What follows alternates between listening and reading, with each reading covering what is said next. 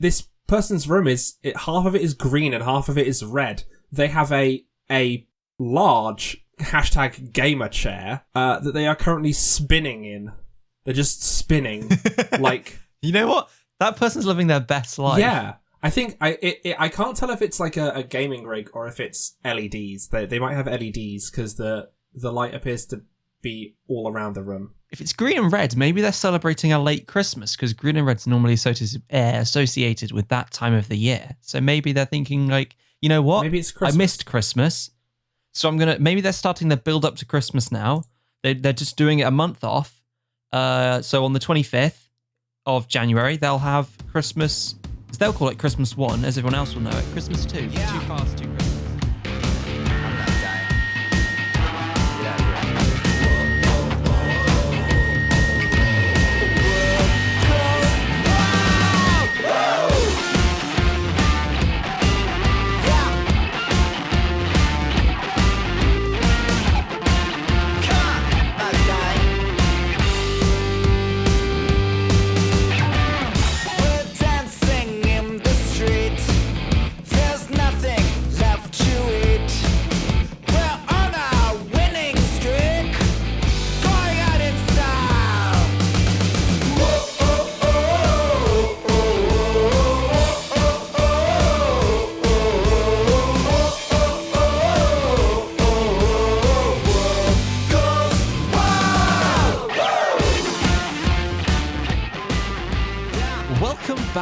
Everybody to another episode of the little show we like to do here at the weekend, or as you call it, Wednesday. Or Thursday. Or whenever the show happens to come out. It's, of course, Boi Review, hosted by me, Hamish. Welcome to Elmo's podcast. Wow. Oh, Elmo's back on the show. It sounds a bit different. Sounds like someone that can do impressions is giving it a go this week. Elmo's podcast. I don't have the energy to keep up the Elmo bit. I'm not going to do a whole in-character intro like fucking Father Christmas.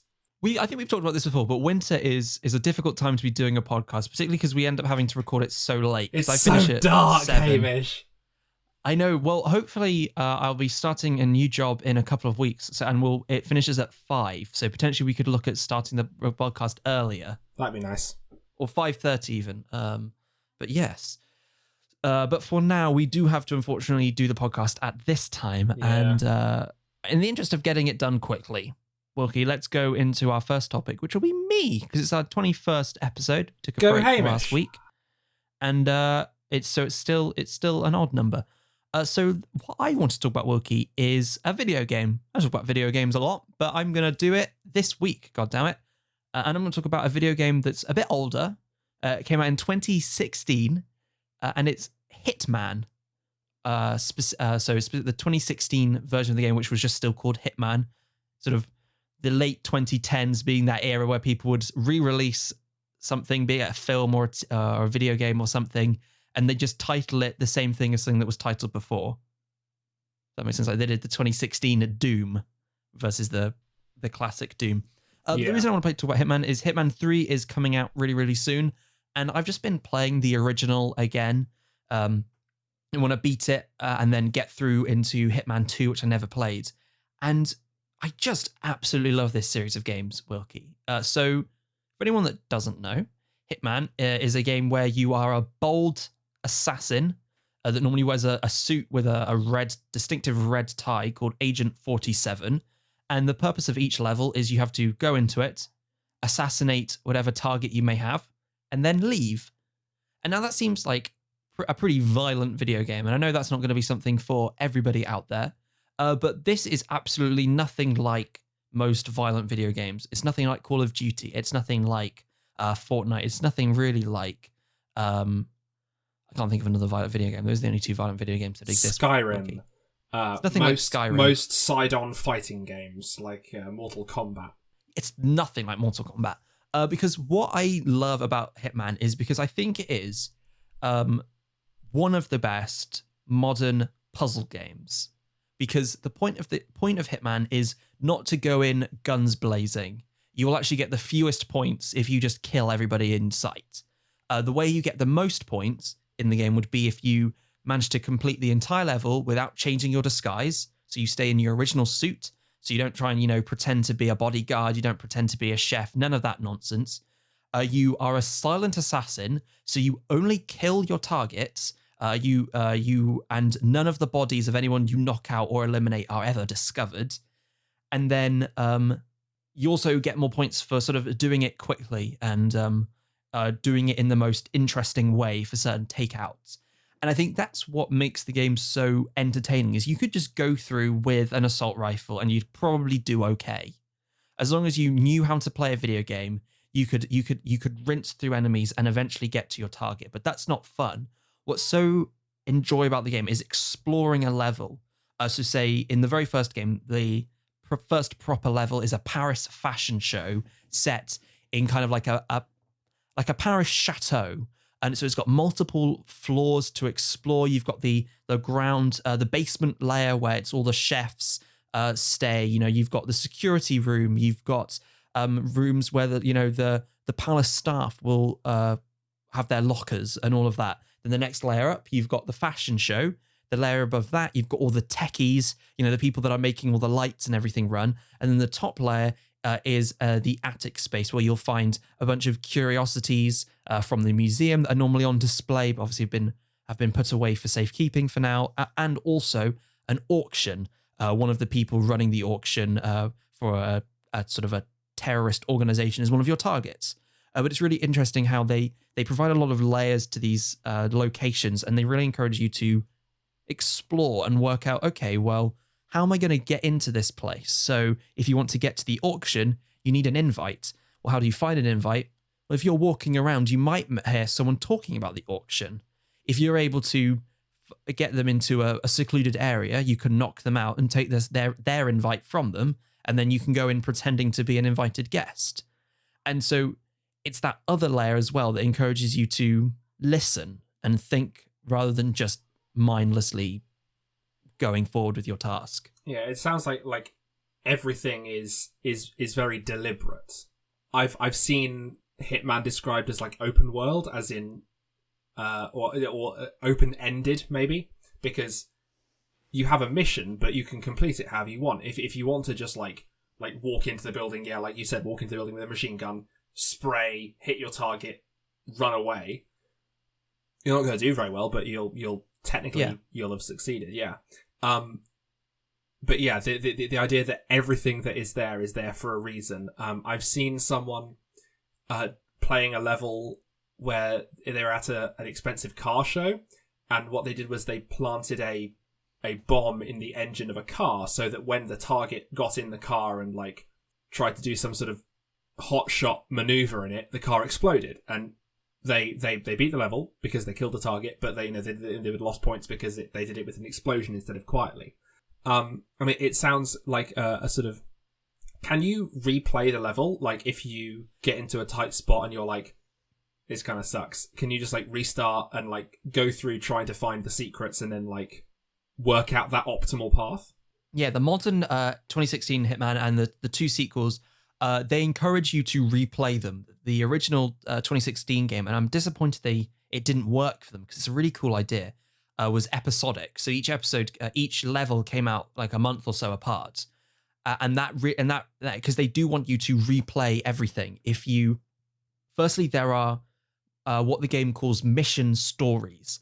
Each level will have about 5 to 10 ways to eliminate one specific target, which are sort of these little narratives. So I mentioned getting the invitation to the auction. That is one such mission story that lets you get to the auction. I believe you can then bid on an item and then get alone time with one of the targets. And then and these stories put you in these positions where it's optimal. So I'd imagine that putting the bomb in that car would be another such mission story where you hear someone mention that this thing. In another level, for example, actually, one that I have played is you find the phone of a photographer, and he says, "I found the perfect spot to take a picture of this guy, one of the targets, but it's right next to some fireworks." And so it's a little bit dangerous if the fireworks were to go off. So I'll just have to make sure the person knows who that's running them that we're taking pictures right now. Do not activate the fireworks. If you then pretend to be the photographer and get the firework remote, you can lure the target to the spot and then set the fireworks off, and you manage to eliminate them. Very smart.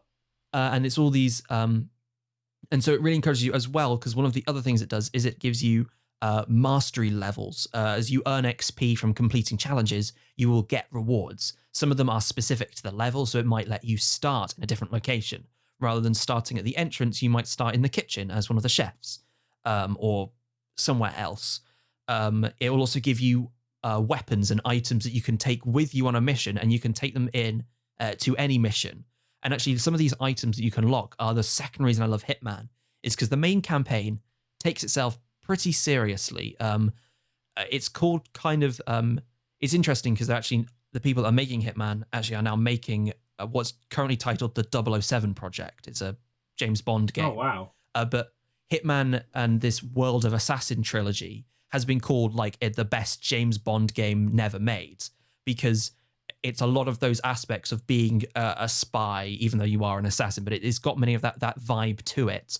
And the sort of because there's other stealth games like I can't remember the title of the game, but the one with like Sam Fisher, the guy with the night vision goggles, where it's about like crouching and hiding and finding shortcuts. But Hitman seems like it's very much you're finding as much excuse as possible to be out in the open. Like the being very cool and suave, like just like straightening your tie and just walking past the people rather than like sneaking around them. So yeah, that James Bond vibe, I very much got that. Yeah, or John Wick. It feels very John Wick in that regard. But then the game knows that outside of the main story, it can be as silly as it wants. So it gives you these two things. It gives you these bonus missions. One of which, for the Paris level, is Christmas inspired. There are two thieves that are running around looking for 12 random items. They're based a little bit on the two villains from Home Alone. Yeah. And you have to steal all those items from one of the challenges. You have to get all those items before they do.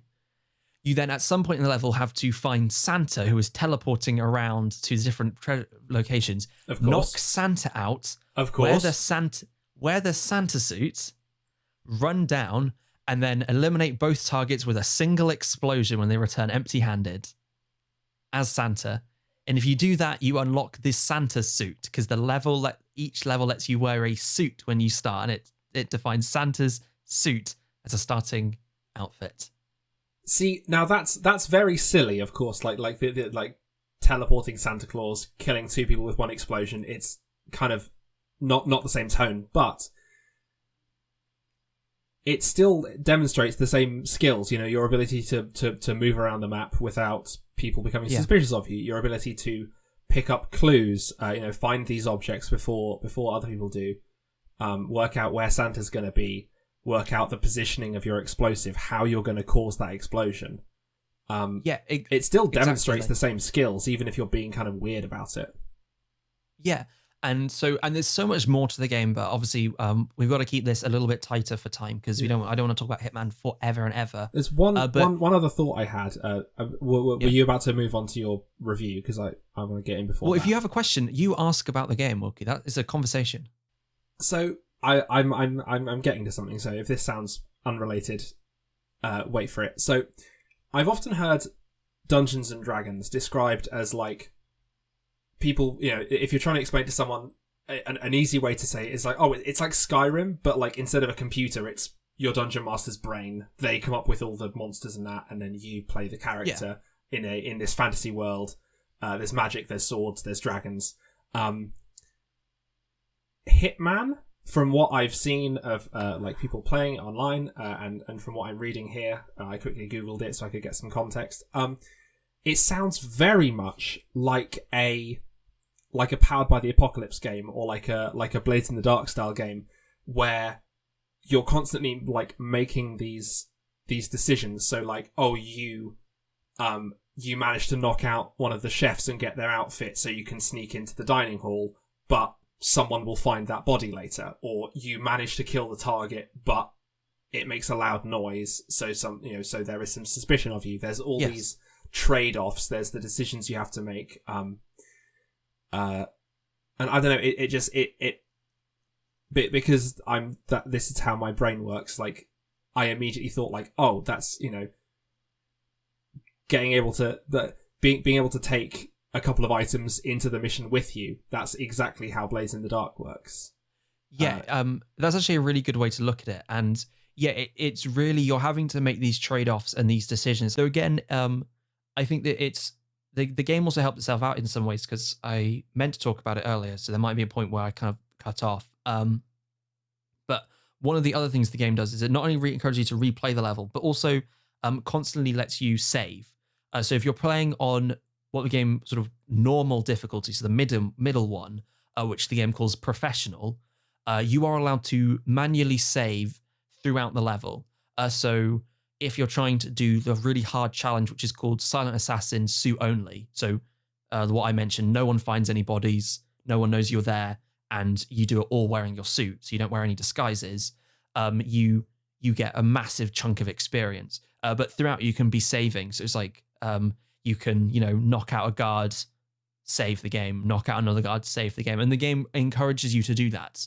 The next level up, you only get one save, but that's for the people that really want a challenge. It's like, you will not screw up, or you don't want to screw up. But yeah, I think if you're, I really feel like if you like puzzles and solving things, Hitman's a really, really awesome game. And for the most part, it's not too violent. There is blood on occasion, particularly, if you use weapons like a firearm to eliminate a target, but you could definitely not have experienced too much of that. And yeah, if you're getting into a firefight in this game and it is super high action, you're probably not playing the game quite right. But yeah, I definitely recommend it to a lot of people.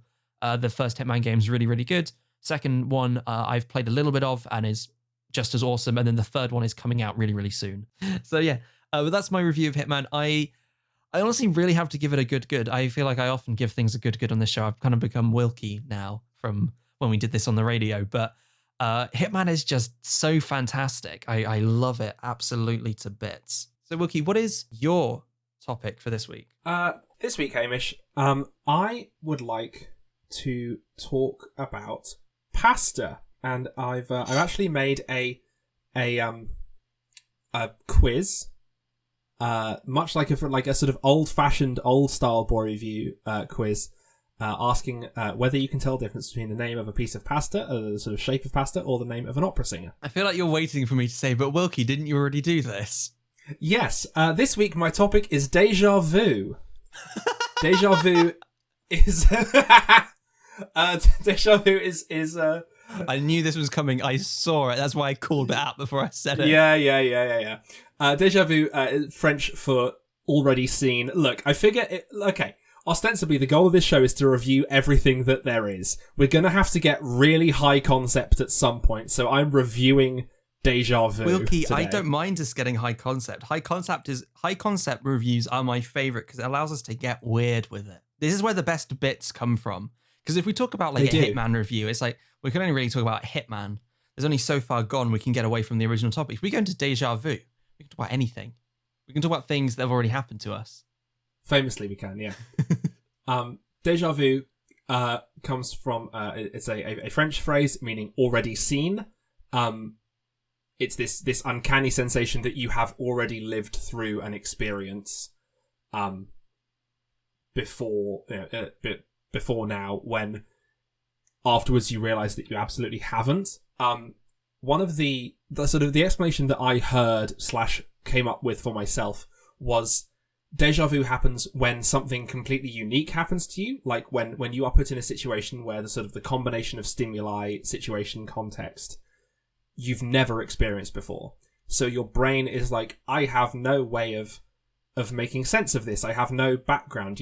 If something happens to me, in a place that I'm familiar with, then my brain has a place to go from. Like, oh, we're at university. This person is this stranger is talking to me. That I can probably contextualize that because they know me from university. But if something completely unique happens, your brain overcompensates and just makes you believe for a moment that this whole situation has happened before. I have here 3 other plausible ways that deja vu has happened.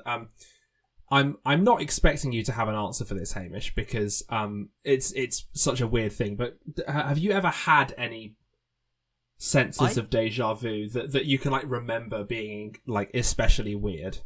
So I feel deja vu incredibly frequently. I'd say I probably get it. I would.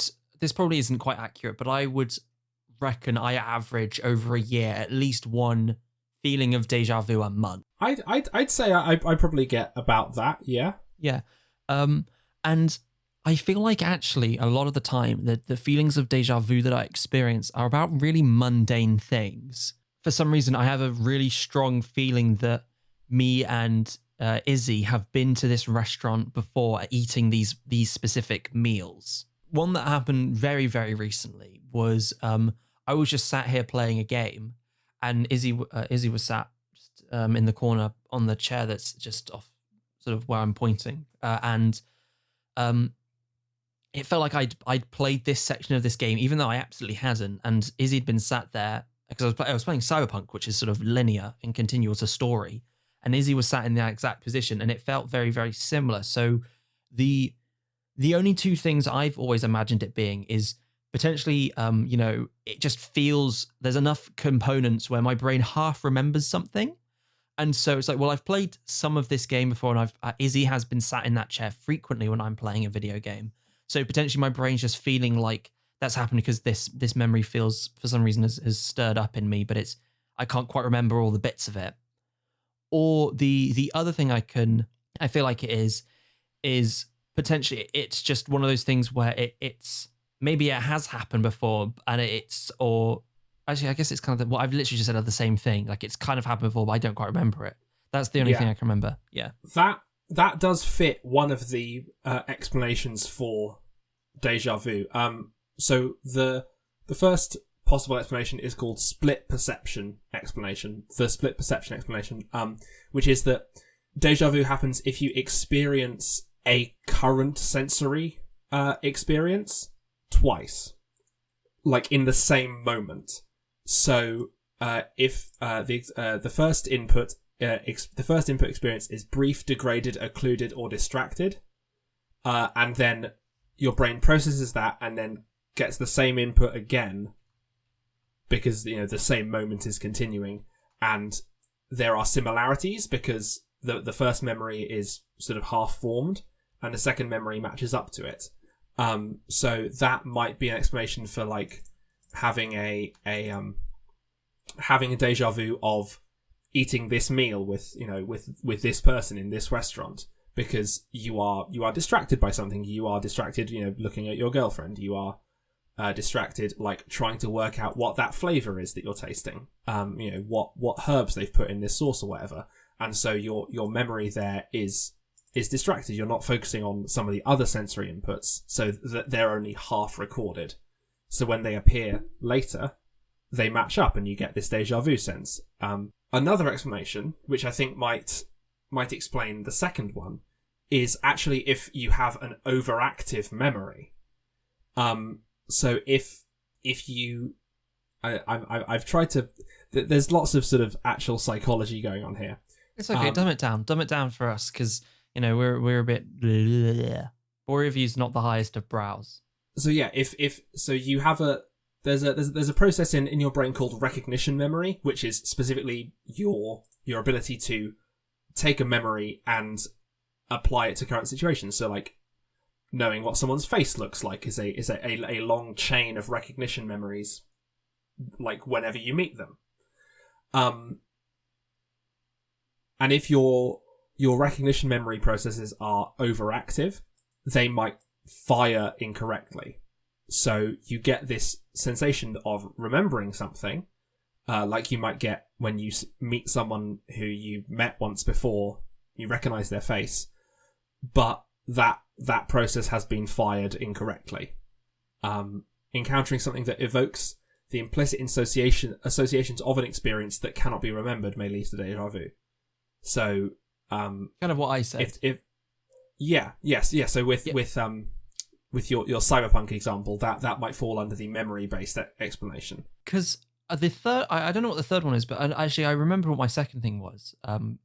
Another one I feel like that happens frequently is I'll have sometimes I might just have like a mundane dream where it might just last for what feels like a few minutes or even just a few seconds. And sometimes then that will play out later. But I think, again, like I don't fall into the camp that's like, oh, I've sort of seen some premonition. But again, I imagine it's kind of like the memory one where a dream's not quite fully formed. And so I think it can feel like, I think it's a phenomenon sometimes called like the word of the day phenomena, where like you've just had this dream and suddenly the events of something might seem a little bit more important. So then in a month or so, if something kind of like that dream happens, your brain goes, oh, it's really similar. Whereas the word of the day phenomenon is kind of like you've given importance to a specific word and then suddenly it feels like you hear that word everywhere. Yeah. It's like how you feel like you see your own car a lot more often. Like I remember when we first got the car that we have right now, which is an Audi, suddenly every car was an Audi because yes. I was noticing them more often. Yeah, that might be an example of a similar situation called déjà rêve, meaning already dreamed, or perhaps déjà vécu, already lived, which is considered to be like a much more intense feeling of déjà vu, but yeah, may also have like behavioural consequences because that's more of a pathology, that one. Yeah, I think because I think déjà vu does get into these weird aspects of things where I think the moment you start really looking into this stuff, and I don't know whether you've experienced the same thing like, looking into it now, Wilkie, is it's very easy to start going down a rabbit hole after a link or two of someone sort of suggesting, maybe this is precognitive, maybe this is sort of seeing the future. Where do you stand on like that kind of theory of it, Will? I'd like to think that déjà vu has that precognitive, you're seeing a glimpse of the future, but like you were saying, it's always so mundane. I don't really care, even if it is, like, it doesn't seem useful. And like, again, like I want to think that it is, but it's probably not. Yeah. No, I'm with you there, because like, yeah, if it was something cool, then that would be fun. But I think it is so mundane, and I think, for example, people sort of might think of it with the dreams and think like, well, I've dreamed this before. Now it's happened. Maybe I can sort of dream in the future. But I say the two things is like, you never really exactly remember your dreams. There's probably some differences that you haven't dreamt, but it's similar enough that it feels the same. And then your brain is putting together the bits that you don't remember from the dream with bits that you're currently experiencing from real life. So your memory of the dream seems much closer to real life than it really was. Exactly. And then the other one being as well is I imagine there are probably, 100 other dreams that do not happen, either because they are so wacky or even if they are mundane, just they never happen. And then your brain sort of filters those out because they don't fit. The déjà vu doesn't happen. So your brain just goes, yeah, get rid of it now. You only notice it the times that it does happen. Though I have seen some people sort of say, oh, maybe this is like signs that we live in a simulation, because obviously there's that thing from The Matrix where they see their cat twice, or déjà vu sort of like I think is an agent being made or something. And so some people sort of suggest, maybe we're able to like perceive a simulation thing that's going to happen or whatever. But like a glitch in the Matrix, as it were. But I am not Elon Musk. No. Is there an Elon Musk? Because a Musk is like a smell. Does someone sell like an Elon Musk? What is Elon's Musk? Does Elon have a Musk? I suppose only Grimes would know. Apparently, Elon Musk has a heightened sense of smell, which means people aren't allowed to wear perfume or cologne in job interviews. I'm not a fan of Elon Musk. He is weird. Yeah. Elon's Musk. Here we go. The original Elon Musk air freshener made with the real scent of Elon Musk. Make your car smell like the world's hardest working billionaire. Not true. He owns slaves who mine emeralds for him. Does he? Yeah. Like villagers in Minecraft. That's really bad. I want to put an allegedly in front of that just in case, but... Allegedly. Or inherited a an emerald mine from someone that used to be worked by slaves. Also, have you heard of his plan to colonize Mars? Yes. Oh, Elon Musk's family once owned an emerald mine in Namibia. Because he used to do PayPal as well, didn't he? Yeah. But sorry, yes, colonize Mars. Yeah, he's talked about that for ages. He got sort of a newish plan. The plan is if you can't afford to go there, like if you can't afford the price of the ticket, which will no doubt be extortionately expensive, you can take out a loan and then work on Mars to pay off your debt. So what he's done is he's invented space serfdom, which is quite fun. So it's good to know that Martian feudalism is well on its way to being a reality. You can farm Martian potatoes for your feudal lord Elon Musk until you've paid off your debt, and you can, I guess, stop farming potatoes because you're just stuck on Mars now. Because how many years did you say you'd have to work to pay off your ticket? What, 15 years? That seems like that's a lot of time. I don't know any numbers. If you're reading 15 years, then that's 15 years. Oh, maybe I just made up 15 years. But even if 50, like, it just would take years. It would probably take at least a decade. Yeah, a lot of this kid's still just spinning in his chair. I'm sorry. I was gonna make a point about, like, I was gonna just go on a whole communist rant, but there's I can't see the screen but the light in the room is like flickering, so there's clearly something moving on the screen, and he's just spinning.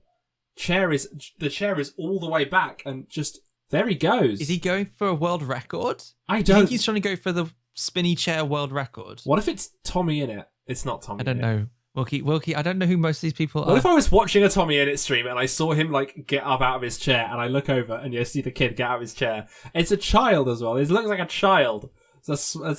Or at least a short person. Maybe it's our friend Wilkie, Andy. Maybe it is our friend Andy. That's insane. Well, because actually, I have now heard one of the YouTubers you talk about, Tubbo. Tubbo? Do you talk about Tubbo? Yeah. He was on a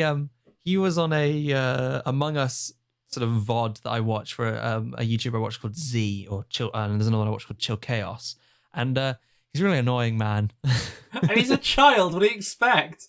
I know he's a child, but it has the double added sort of effect of not only is he an annoying child, as children all are, but also he's younger than me and more successful.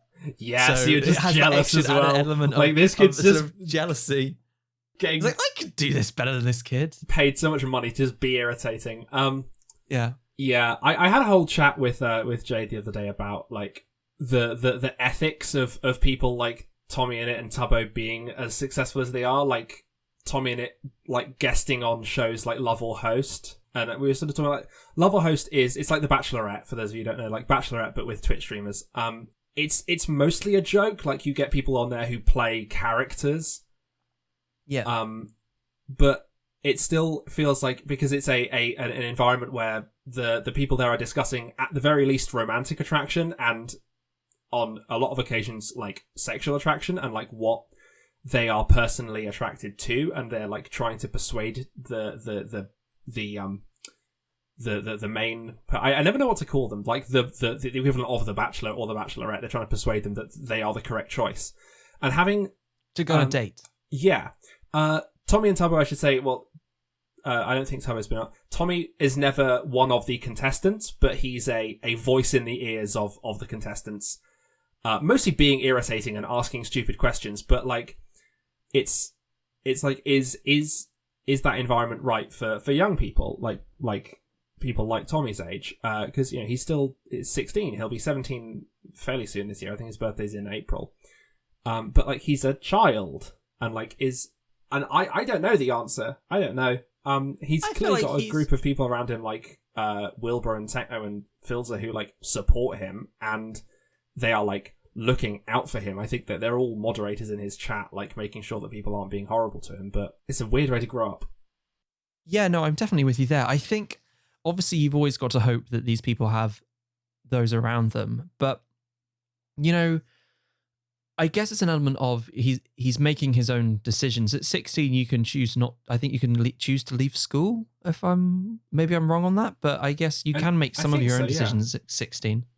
So I think that there's definitely that element to it. Yeah, because Tommy has like done a lot of this deliberately as well. Like he like seeks out these relationships, like not like relationships, but like these connections. Yeah, I think relationships fine though. As we know, you mean Wilkie. Yeah. In almost like a business sense, he's talked about the first time he talked to Technoblade, like how he looked up to Technoblade as like an idol, and how he like on the morning of his physics GCSE had the chance to speak to Technoblade and took it rather than like do some last minute revision, or like how he like put in extra hours streaming to get a big enough audience to prove that he was like big enough to be on SMP Earth. And so it's not like he's been brought into a world of adults. It's he has pushed himself into it. Yeah, succeeded in some senses. He's succeeded. You know, his channel is bigger than someone. You know, is bigger than like Wilbur Soot's channel and bigger than Phil's channel. Like he has really put himself out there and is doing really well. So it's not like it's sort of against his will. I don't know. It's we've got so off topic, Hambo. We have got off topic. How did we get here? I can't remember. Oh, I got distracted by Stupid Spinning Child. Yes. Stupid Spinning Child. I'm gonna. Here's the thing. Déjà Vu. Right. As much as we could get into the welcome back. If Hamish has cut all of the like 10-minute conversation we just had. We probably didn't leave it in there. It's good content. We could go into a bunch of sort of really complicated psychology stuff, you know, how the brain is put together, why these signals get caught up the way they do. I think Déjà Vu is fun. I think it's because you can be like, whoa, Déjà Vu, and people around you are like, huh? Like, and it's like, it's exciting, and it's this little moment of like it's, as much as I don't think it's a moment of genuine like prescience, I think it's really cool to have it. It's like to think like, whoa, like what caused that? It's just it's a little spice that you can, well, not that you can throw into a conversation, but that gets thrown by the universe into a conversation. And yeah, I think it's, you know, I think it's quite cool. So I'm gonna give it it's so hard to rank these really high like, Wilkie, you gotta do it. I'm gonna give it I'm gonna give it a bad good 3 out of 4. Bad good, okay, because it's a bit confusing sometimes, but mostly it's just quite fun. Okay, I'll put that on our little document. I'm trying to keep a bit of track of our document. Well, Wilkie, what was our final topic that we agreed before the show? Oh, we can do a quick one on board games. Yeah, I think we this episode's running a bit long, but I don't know how much we're gonna have to say about board games. Our third and group topic is, yes, board games. Hamish, what would you class as a board game? Do you think a board game has to have a board, or would you call a game like Avalon or like One Night Werewolf a board game? I would call those board games. I would say that a board game is a game that is a physical game. So it's not a video game. And everything you need, all the rules, everything is in this one box. And that you don't need an extra person to run it, if that makes sense. So the board game runs itself. So it's not quite like a tabletop game where you need a GM or something. That's where I'd say a tabletop game becomes a separate thing. So Gloomhaven, even though it's kind of called an RPG, it is a board game because it just goes. Yeah, you don't need a game master. Yeah. And I think I personally really love board games. I have quite a few, and I've been playing quite a few recently. Obviously, with lockdown, it's really easy to play with the people I'm living with. So a few that I've been playing that I really, really like. Firstly, Pandemic, which seems a little bit on the nose for what's currently going on. But it is genuinely a really awesome board game. And there's the expansions for it are really in depth, and it really goes in on what makes the game difficult and fun, adding all these random elements to it, which sort of encourage you to work together as a group. I particularly like board games that are cooperative. Yes, I've played Pandemic once, but that's what I loved most about it. Like it almost felt like cheating, because a lot of my experience with board games has been like competitive things, like games like One Night Werewolf, Avalon, Coup.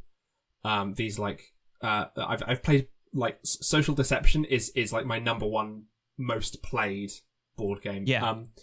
But yeah, playing Pandemic, it almost felt like cheating when I could look around and be like, I've got these cards. Like, let's make a strategy. If I do this, then that frees you up to do this on your turn. Using the abilities we had, you get like your unique character abilities, and trying to solve this problem. And it didn't make it easy because we could talk to each other. The game was challenging. It's clearly been built knowing that you're going to communicate and strategize, and that was so fun. It wasn't quite as fun when I spilt an entire glass of water on my laptop during that game. I remember that. No, hopefully no Déjà Vu, but I remember that very clearly, knocking over a glass of water onto my laptop. I made a board game, Hambo, did you know? I didn't know you made a board game. I asked you whether you had any board game memories before the show, Wilkie. You said nothing. Well, because you made a board game? For uni, I did a module from a lot of the people running it were from the engineering department, but like specifically in like product design.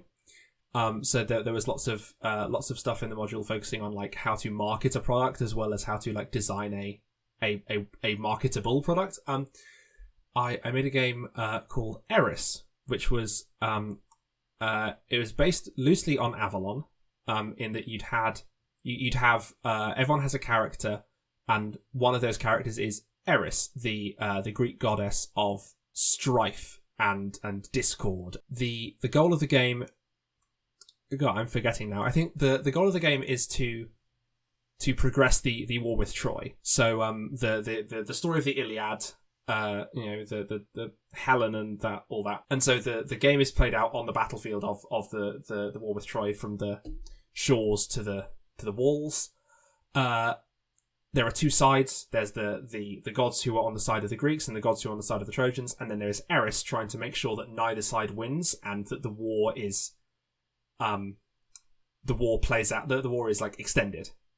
So if after, so the Eris has lots of opportunities to look at people's cards, to swap cards over, to like force one of the Trojans to play a card in favor of the Greeks, to like confuse people. It's like, oh, you played a Greek card there. I thought you were one of the Trojan gods. I don't trust you anymore.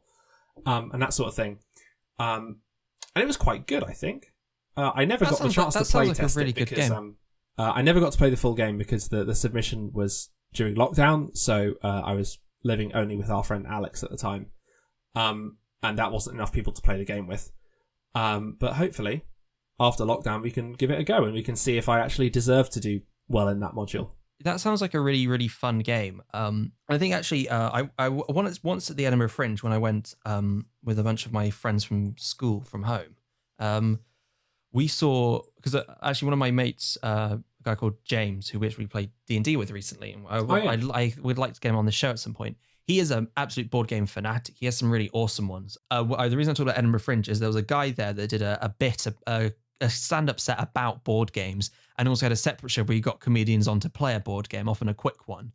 But he said that the best two board games are either a game where you're in it all the way through, so the game ends with all the players still in it, and it just determines how well you've played throughout the board game, or it's really short. So if you are eliminated, you only have to wait 5 minutes before you're in again. Because he mentioned games like Monopoly. Yeah. Monopoly gets really boring because you'll end up with, even if you start with like 4 or 5 people, the game might go on for 2 hours, and that'll probably be 1 hour of everyone in it, and then the last hour of only 2 people playing. Yeah, because you get people bankrupted, and then the people left have way more money to use. Slightly off sort of comparison here, but recently Panto, who run the Pantown Minecraft server, started a new Minecraft server that was in hardcore mode. And like that sounds really fun, cool. Like this like difficult survival challenge with all your friends around you until someone dies, and they're just not allowed to play Minecraft with their friends anymore, essentially. So we've changed it so that there's just a counter for deaths, and the goal is to just keep your number as low as possible, but like you don't get kicked out or anything. So yeah, completely agree. Like either the game is super quick and like you can get back into it if you're kicked out, you can be like, oh man, like screw you for blowing me up in that last round of Exploding Kittens. I'm going to get you this round, like where you get to like carry on this like little narrative of like, you form little rivalries from game to game, or where you're all in it so that you don't end up getting like dumped for 2 hours and just like hanging out. Yeah, because there are a bunch of board games I do want to talk about that I could probably give individual reviews to, and I probably will do in the future. I feel like I could give a the one that I want to mention actually quickly now. It's actually a surprisingly great board game, but I definitely recommend if people want something that's good for a good group of people, but is really silly and fun. Because I think there's the third fine line to board games, which the guy didn't mention his stand-up set, but I would add to it, is you don't want a game with too much luck in it. Another problem with Monopoly, because that's a good board game that people like to razz on, is that it's entirely luck-based. Yes, there is a skill element to Monopoly in terms of being able to do a deal with somebody, and being able to maybe get a good deal for yourself and make it seem like a better deal for the other person. But unfortunately, then that sort of to be able to do a deal, you need to have properties that the other person wants, and that getting properties is entirely luck based. So even the one skill element is sort of predetermined by your luck in the game. I can't remember what the word is. Yeah, like when it comes to being skillful, you have to rely on luck to have a chance to show off that skill. Yeah. But there are some board games where having a bit of luck can be fun if it's, again, quick. But if you incorporate enough skill into it, it's awesome. And one of those games is called Muffin Time. It's by, I believe, Tom Scar, who did the ASDF movies. The Muffin Time song, yeah. But it is an incredibly fun board game. It's reverse Uno. So your goal is to get to 10 cards rather than get to no cards. And you've got to start your turn with 10 cards. But everything you play just do all these random effects. They make references to other cards. And it's a lot of fun. And it's so fast paced and it's all crazy. And they're just these random things. Sometimes the game can change to it's actually not who has the most, who it gets to 10. It just whoever's got the least cards when it gets around to my turn wins. Or there's a card where you play it, you discard your entire hand, and if you want to, you can stop playing. You can just pull yourself out of the game, or just leave the game. That's or another card that's so way more disruptive is if you play it, the game entirely restarts. All the cards get returned to the deck, it gets shuffled, and 3 new cards get dealt out to every player, no matter where you're in the game. And it's fairly cheap. How many people do you need to play Muffin Time? Minimum of 2. I believe the maximum is 6. 2 to 6.